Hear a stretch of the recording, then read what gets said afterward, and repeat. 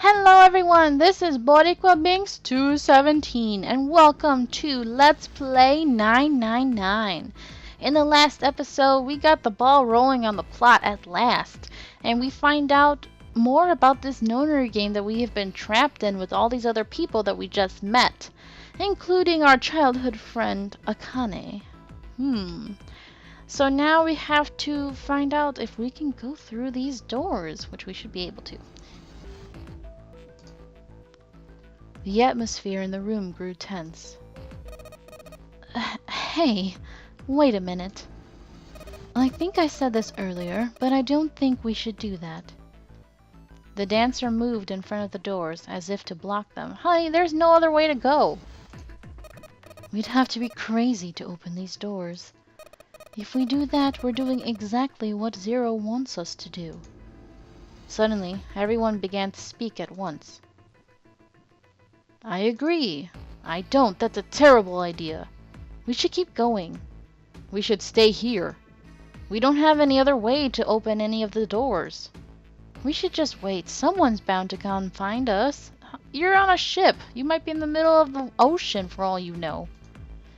We don't have time for that. In 8.5 hours, this ship is going to sink. The clamor of voices made it next to impossible to determine who was saying what. Their arguments grew more and more intense until people were shouting and screaming at one another. Unfortunately, that is what always happens in this kind of situation. People freak out. I mean, can you really blame them, though? It's scary. Junpei had remained silent, but at last he could take no more. Hey! Shut up! They fell silent, and all eyes turned to Junpei. He felt each stare burning into him, but he refused to flinch. Before we try and decide where we're going to go, there's something else we ought to do. What's that? We need to exchange information. We don't know anything about each other. I want to know who you guys are. Who you are, where you came from, why you ended up here. Don't tell me you aren't curious too. They were silent. Some of them looked the other way, or bit their lip, or crossed their arms and stared at the ceiling. This is just weird. Everybody's reacting so weird. Gosh, you people are not normal. But one of them spoke up. It was Akane. I agree. I think Jumpy is right. Jumpy? Oh, I'm sorry. I'm talking about him. I just call him Jumpy. His name is Junpei. She pointed toward Junpei. We're childhood friends. We went to the same elementary school. Wait, stop. Don't tell us stuff we didn't ask you about. Zero's probably watching us right now. He probably knows everything. Gosh. What are you gonna do if he's listening in? Would that be bad? Hell yeah, it would. We don't know how much that bastard knows about us. Maybe he just picked a bunch of random people to kidnap. I doubt it, but whatever. If that is the case, then it'd be dangerous for us to let him know too much. If Zero knows who we are, he could go after our families. Maybe he'd tell us he had them to get us to do stuff, you know? But we still need to know what our names are. It's going to be hard to talk to each other if we don't have names. Alright, then why don't we have code names? To him, apparently, it seemed like the obvious solution. Code names? Yeah, we'll each pick something. Like, I'll be 7. Really? You can't be, Mountain? Well, you gotta be a number. Well, I guess it makes sense to be whatever number their bracelet is. 7? Why are you 7? It seemed a fair question. The Mountain stuck out his left arm. Yep. 'Cause this bracelet number says 7. Oh, I get it. Yeah, that's a good idea. He smirked. Alright, I'm gonna be Santa. Why can't you be whatever number's on your bracelet? You guys gotta make it all complicated. Any of you chumps know Japanese? No? Well, san means 3, so I'll be Santa. You know, like Santa Claus. Fits, don't you think? Then your bracelet number? Yeah, it's got a 3 on it. Good job, Grandpa. I hate when people wear that kind of outfit. Okay, I'm not gonna judge. It's a video game. Just like the mountain had done, Silver thrust out his left hand. Sure enough, the face of his bracelet read 3. Very well then. I'll go next, shall I? I kind of like the names that Junpei had picked out for them, though. My bracelet number is 1. Given that, I think Ace seems appropriate. Whatever. Really? Gotta be all complicated. I'll be Lotus then. As I'm sure you all know, it has 8 petals. No, I didn't know that. Don't get me wrong, I like flowers and plants and stuff, but I don't know that detail. Which means, of course, that my bracelet number is 8. I would appreciate it if you would call me Snake. My bracelet number is 2. Snake! I really prefer the name Prince, but whatever. Since Ace has chosen cards, then I choose dice. Snake Eyes, clearly. Which is particularly relevant, given that I am blind. Blind? Really? Dude, he had his eyes closed this whole time. You couldn't figure that out? He kept his eyes closed during their entire ordeal, which had suggested something strange. But to hear it said so casually, it was something of a surprise. Everyone seemed a little nervous at the prince's proclamation, but no one seemed to know how to react to it. There was one person, however, who didn't seem to be surprised in the least. The girl with pink hair. I want to be Clover. You know, like a four-leaf clover. Okay. Good luck, right? Looking almost bored, she held out her left hand. The face of her bracelet showed the number 4. It come around to Junpei. He held out his bracelet. They already know your name, boo. Alright, my number's 5, so my code name is gonna be... Well, I have one. It's not like there's any point to it now. The dancer cut him off in mid-sentence. She's right. It's kind of rude, but she's right. He's like, oh man, I don't get to have a code name. Darn it, Akane! I mean, we all know your name already. You're Junpei. Oh. They all nodded. Akane stepped forward nervously. Then you should all call me by my name too. Because, I mean, it doesn't seem...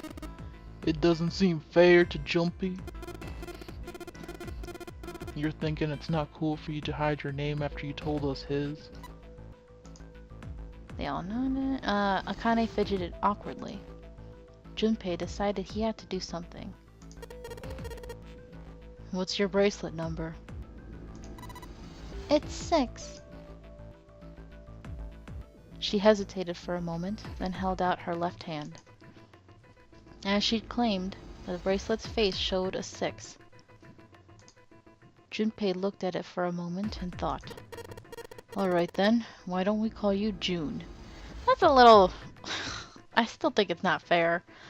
And it's kind of annoying because he's Junpei and she's June, so it's like, what the heck? Too similar. June. Yeah, you know, it's the 6th month of the year. So you're June. Jumpy. Akane kneaded her hands and looked up at Junpei, uncertain. He smiled back at her reassuringly. Are you good with that? She thought about it for a few more minutes, then seemed to come to a decision and gave Junpei a small nod. Their names decided, Junpei ran over them quickly in his head. 1 was Ace. 2 was Snake. 3 was Santa.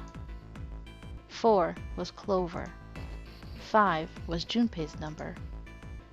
Akane was 6, and Junpei had given her the code name of June.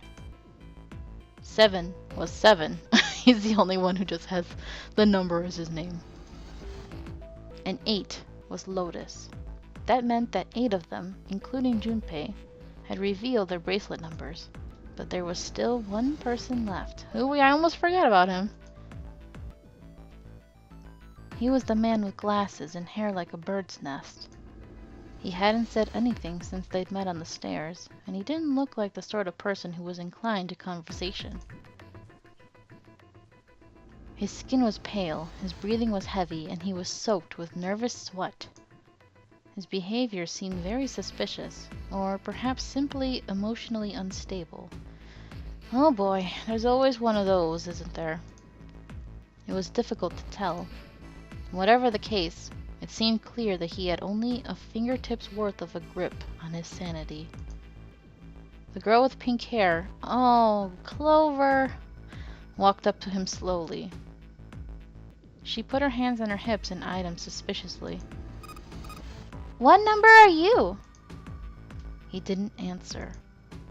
His bloodshot eyes twitched from person to person, and his breath came in hot pants. "Hey, I'm talking to you!" The man licked his dry lips with a shaking tongue and spoke with a voice like old paper. Isn't it obvious? There are 9 people here, and you know who numbers 1 through 8 are. I'm the only one left. So, you're 9? Yeah. He extended a trembling arm. The bracelet did indeed say 9. Clover looked at it contemptuously. "What's your code name?" Code name? "What do you want us to call you? We all made up names. You should too." I don't need one. "Why not?" Because I'm not going to stay here with you. He took a shuddering breath and exhaled. Clover looked at him with something very like disgust. Yeah. "You've got some sort of plan?" I do. "Yeah? What's that?" You sure you want to know? This guy's creepy as heck. No me gusta. "Yeah?" Alright. Let me show you. Okay, he's acting differently now. I'm going to do this. Ah! Freaking A. I knew it. You don't go near a crazy person when he's acting all suspicious. Come on now. By the time they realized what he was doing, it was too late to stop him. The man's body moved like a snake's. In the blink of an eye, he had slid around behind her and wrapped his arm around her waist. Hey, what the hell do you think you're doing? Silver, Santa, leapt forward toward Clover and the 9th man. He was halfway there when... Stay back! Suddenly, the man's hand dove into his pocket. Oh no. It came back out with a knife. A pocket knife. He held it to Clover's pale, quivering neck. Oh boy. If you get any closer, I'll cut her open. Santa skidded to a halt. He snarled at the scrawny man with the knife and gritted his teeth. Yes, that's right. The man's smile was neither friendly nor reassuring. Sweat poured down his neck, soaking the collar of his shirt. Clover, are you all right? The prince, Snake's voice sounded oddly concerned. "Yeah, I'm fine." Her voice shook, making her words even less convincing. What the hell are you trying to do? I told you. This is my plan. What are you gonna do to her, you sick son of a... Don't worry. I'm not going to do anything to her. If she just does what I tell her to, I'll let her go. He started to move backward, slowly, keeping his grip on Clover. Keeping their distance, Junpei and the others followed. Eventually, the man reached the wall. He gave a start as his back touched it, then glanced around quickly and spoke. Verify. Huh? The left. Look on your left. Do you see the device on the wall? Place your hand on the scanner panel, the round part. What if I don't? The man's nostrils flared, and he looked like he was about to choke. Are you an idiot? What do you think? I could slit your throat right now. I'll kill you if I have to. All I need is your bracelet.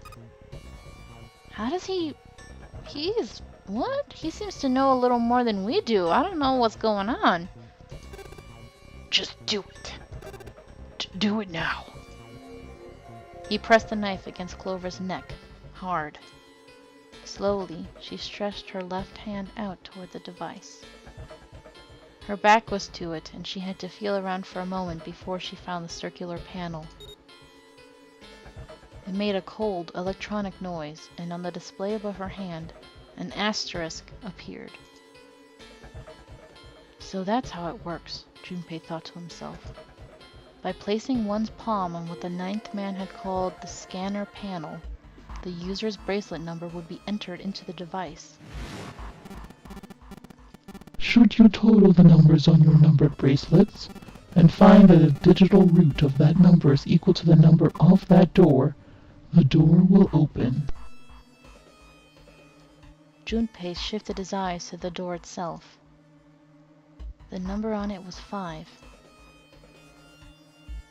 The ninth man seemed to know a little more about the device's operation than he should. Exactly! That's what I'm like, huh? Why does he know so much? How had he known exactly what to do? Good, you're done. Next.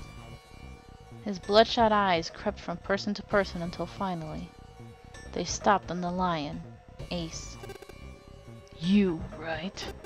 You're the one with the number 1 bracelet, right? Yes, I am. So? Then you're next. Just verify your number like this little brat did.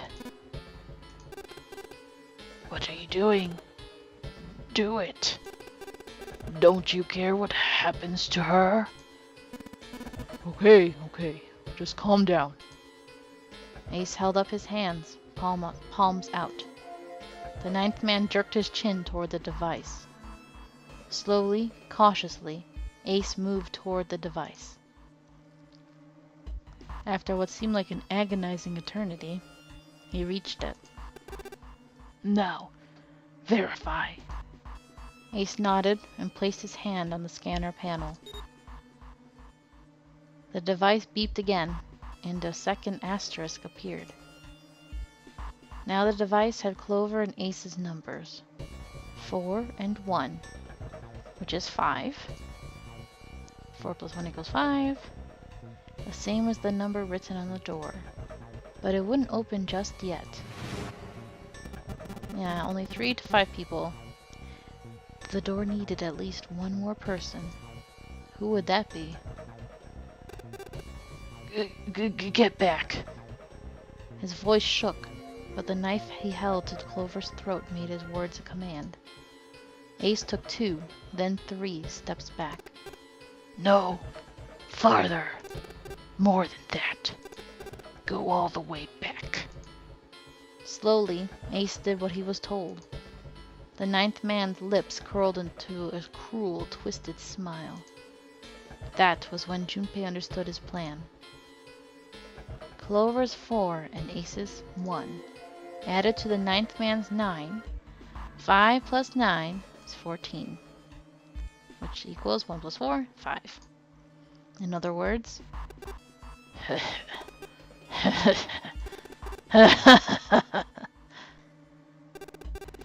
Thank God you were all so cooperative. Now I can get out of this nightmare.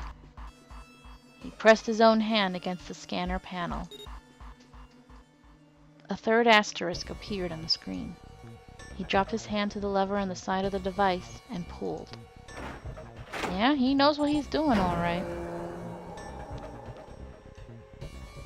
The door opened with a heavy, metallic groan. He let go of Clover. Wait! Junpei leapt toward the ninth man, but he wasn't fast enough. The man shoved Clover. Ah! And he hopped through the door. Okay, have a good one, guys. I'm going off ahead now. Well then, goodbye. He raised his hand and waved, a twisted smirk on his face. Then he was gone. The door ground shut with a dull clang of metal on metal. Now we have to function without his number. Great, a-hole. Clover, are you all right? Snake ran to Clover's side as she lay on the floor. Yeah, I'm fine. She climbed unsteadily to her feet, and once there, leaned heavily on Snake's shoulder for support. Oh, man. Junpei ran to the door. The others followed him. Several pairs of hands grabbed hold of the handles and pulled. They grunted and strained, but... nope. Shoot. He won't budge. That was when Lotus, the dancer, spoke. Her voice was quiet. Do you hear something? Like what? Like some sort of beeping. Junpei pressed his ear against the cold metal of the door. The others did the same. You're right. I can hear it too. What is it? Then they heard something else. It was the ninth man. Shit. Why isn't it stopping? Damn it. You lied. Lied? This wasn't supposed to happen. This is wrong. This is wrong. His voice shook with fear. Safe on the other side. Safe on the outside. Hello from the outside. Okay, I'm sorry. Safe on the outside, they stepped back from the door and looked at one another. What is happening in there?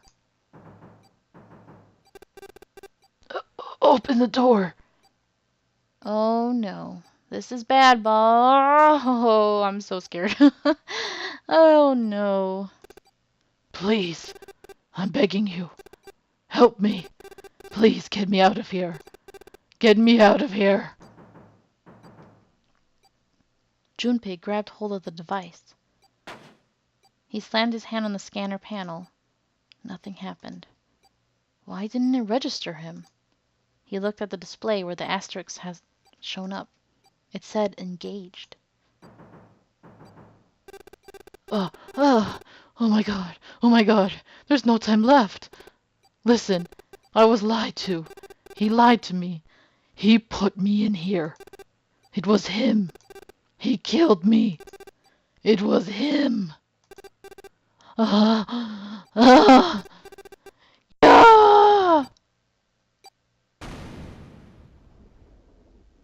Oh my God.